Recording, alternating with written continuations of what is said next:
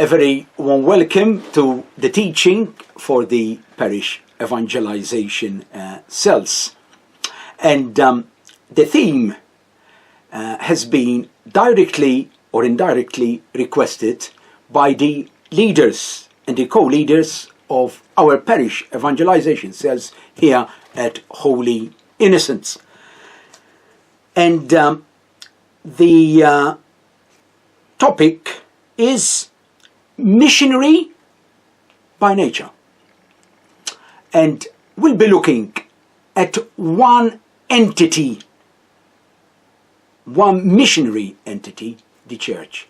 But the church has got various facets. The church, you and I, the mystical body of Christ, the parish, the local church, and of course the cell, which is the miniature.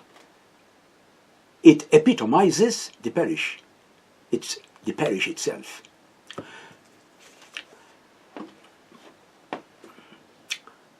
My dear friends, mission is the key word that unquestionably binds together church, parish, and cell. They are basically missionary and are therefore inseparable. So let us look at 3 WH questions. The first question is, what is the church? Jesus is the very first and greatest evangelizer who continually sends the church forth to proclaim the gospel. The church is essentially missionary, fundamentally, basically missionary. Her mission is to spread the encounter with an event, a person, not to diffuse a religious ideology, much less to propose a lofty ethical teaching. Mission reminds the church that she is not an end unto herself, a self-absorbed or self-referential group, but a humble instrument of God's kingdom. And this kingdom has taken flesh in Jesus Christ. Through her mission, Jesus Christ himself continues to evangelize and act. Her mission thus makes present in history, in time, the kairos, favorite word in the New Testament, the favorable time of salvation. The second WH question is, what is the parish?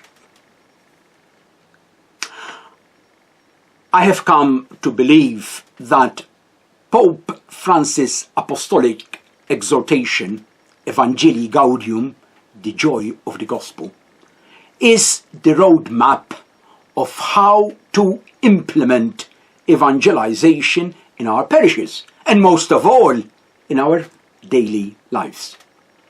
And I'm going to quote a key paragraph in this exhortation, paragraph 28. Francis highlights 6 essential characteristics of the parish. I call them the benchmark of the parish. The parish is 1. The presence of the church in a given territory.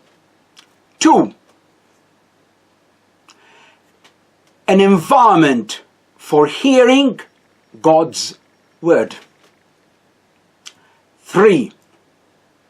An environment for growth in Christian life. 4. An environment for dialogue, proclamation, charitable outreach, worship, and celebration. 5. A community of communities. That's very much in line with our vision here at Holy Innocents, a community of communities, a center of constant missionary outreach. And 6, in all its activities, it encourages and trains its members to be evangelizers. My dear friends, Pope Francis challenges us to ask how we, as a parish of Holy Innocents, are actually inspired by the Church's mission to share Jesus' story. Fear to change prevents me, as your pastor, and you, my flock, from finding action plans or strategies to new situations. As you know, there is that famous quotation in Luke's Gospel 5:37. No one puts new wine into old wineskins. Do we avoid trying anything new out of fear of upsetting parishioners, or fear of seeing parishioners moving to other parishes? Two important questions. They need a bold answer. We cannot cling to the way things have been done in the past if those programs are not drawing more people into communion with Christ. Evangelization must determine all options in our parish life. The third question: what is the cell, the parish evangelization cell? The parish evangelization cells are not another program, course or group in the parish, but are a paradigm, a model of missionary outreach parish. The parish evangelization cell system is the parish in constant exodus, pilgrimage and exile.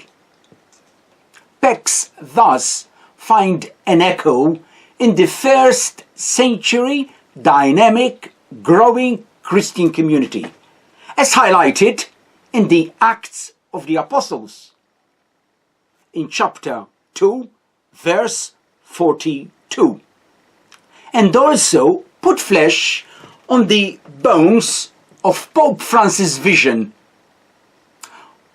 of a completely mission-oriented parish, as outlined earlier on in the Joy of the Gospel, paragraph 28. They indeed shift the parish from a self-referential or self-absorbed model to a missionary one, and challenge us to go forth from our own comfort zone in order to reach all the peripheries in need of the light of the gospel.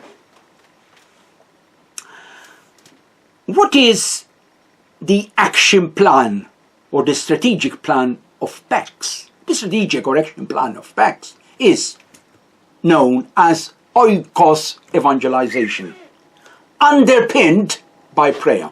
Oikos is the Greek word for house, home or household. This word is very much in circulation in the Acts of the Apostles.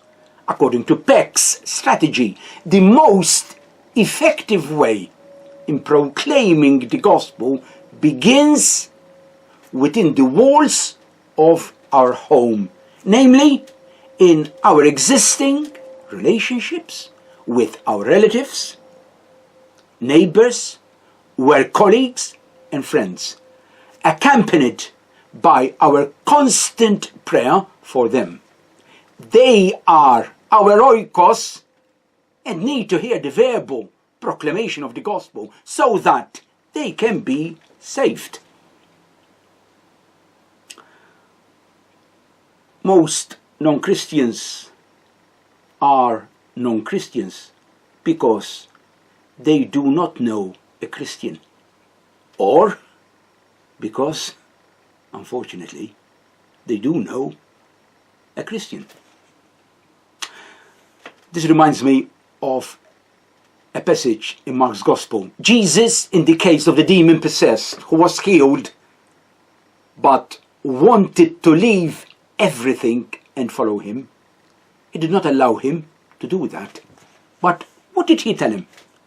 He told him, go home to your friends and tell them how much the Lord has done for you and how he has had mercy on you.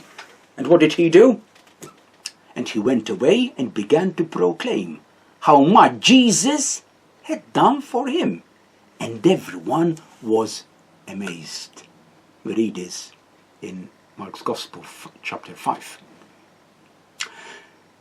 Those who respond to our verbal proclamation of the gospel will eventually join themselves today, as on the first Pentecost, to the fellowship.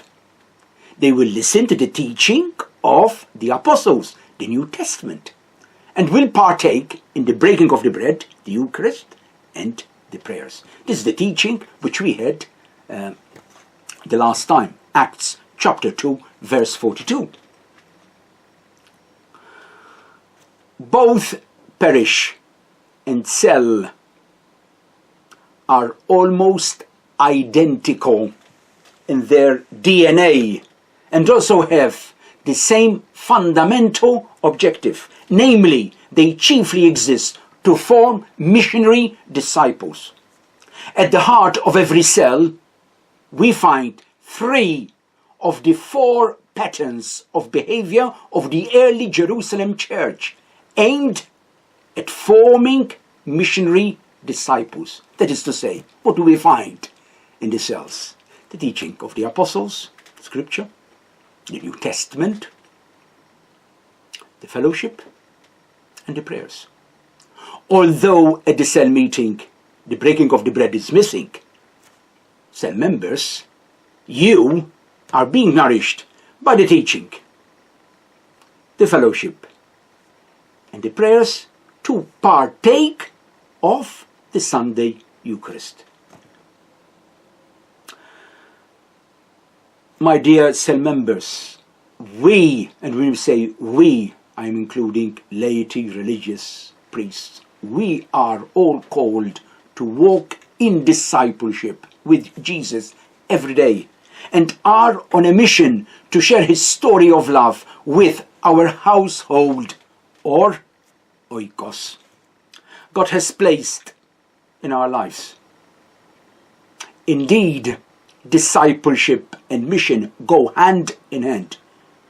If we have encountered and are still encountering Jesus Christ daily, we cannot help but want to go out and share with others the joy we have experienced.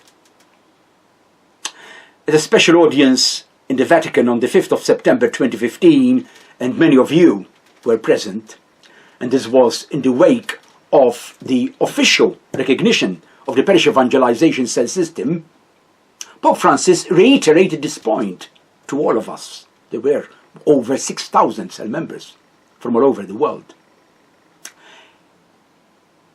You have, he said to us, you have the vocation through which the parish community questions itself on its being missionary. And because of this, you feel irresistibly within you the call to encounter all, to proclaim the beauty of the gospel. These words unquestionably, undoubtedly, evoke the missionary identity, the missionary DNA of both parish and cell. Have a blessed Christmas, and I look forward to meeting you again in the new year. God bless.